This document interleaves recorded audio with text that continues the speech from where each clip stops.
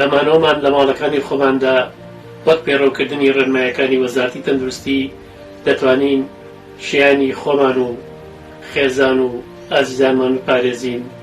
بەم خۆپاراستنەش بەڕاستی دەتوانین بە زەرەرێکی زۆر کەمەوە لەم ئافاتە جیهانیە دەربچین. بە هیوای سەلامەتی و تەندروستی بۆ هەموو لایەک. سڵاو ڕێزەڤیان بۆ هەمی خەلکی کوردستانê ez jî dilo can daxwazêş hemî hewlatiyan kem ji malên xwe dernekevin bêkar.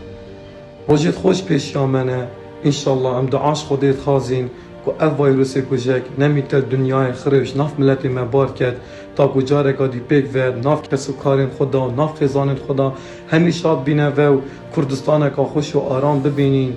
Daxwazê ji ew hemiyat kem dubare ez hez kem hemî malê xwe bimînin ta ku ev nexweşiya kujek nav miletê me derbas bitin hemî cîhanê û silav û rêzên min qebîl gen û daxwaza tenduristiyeka baş bo hev dixwazim û her sa xwe selamet bin înşallah.